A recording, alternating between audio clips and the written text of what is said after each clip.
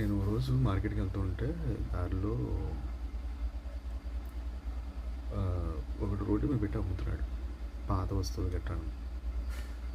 వాడు అక్కడి నుంచి తీసుకొచ్చి అమ్ముతున్నాడు. అందరూ కొనుక్కుంటున్నారు. ఈవెన్ కార్‌లో వెళ్తున్న వాళ్ళు కూడా ఆగి కొనుక్కుంటున్నారు. నేను వెళ్ళి అడిగాను. అక్కడ ఇయర్ బడ్స్ కనిపిస్తే అడిగాను. ఎంత అని.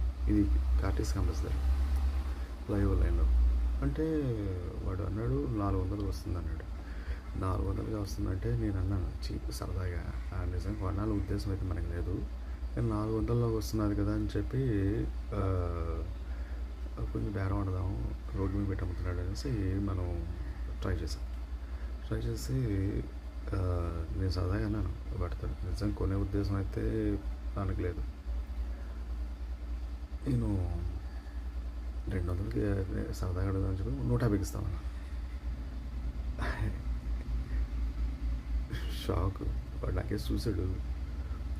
కోపం చూస్తున్నాడు ఏమంటే కొంచెం టెన్షన్ పెట్టాడు. మంచి ఖరీదైన వస్తువు ఇది, మీకు 300కి ఇస్తానులేండి కావస్తాను.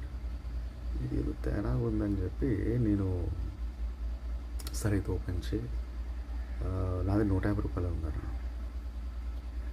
వాడు సీరియస్ చూస్తాడు, కోపంగా చూస్తాను నేను అనుకున్నా. ఎందుకంటే వాడు 400 చెప్పింది 300కి వచ్చింది, నేను 150 రూపాయలు మాట్లాడాను. ఇక లాభం అని చెప్పి సరే వెళ్ళిపోదాం వాడు కోపంగా చూస్తే అనుకున్నా. లేదు, కనీసం 200 అయినా ఇవ్వండి అన్నాడు. నాదే లేదయ్యా 150 రూపాయలు ఉంది అనేసి తీశాను. వాడు 150 రూపాయలకి ఇది ఇచ్చాడు. ఇది తీసుకుని మీరు నమ్ముతారు లేదో,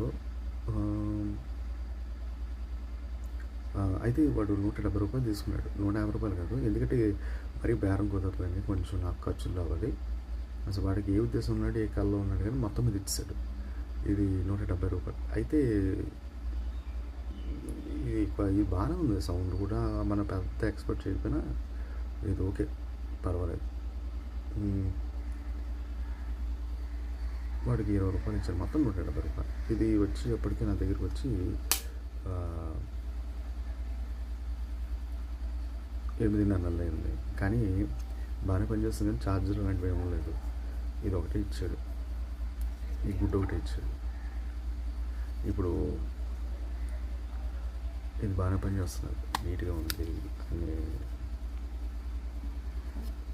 అన్ని ఛార్జింగ్ కూడా బాగానే ఉంది.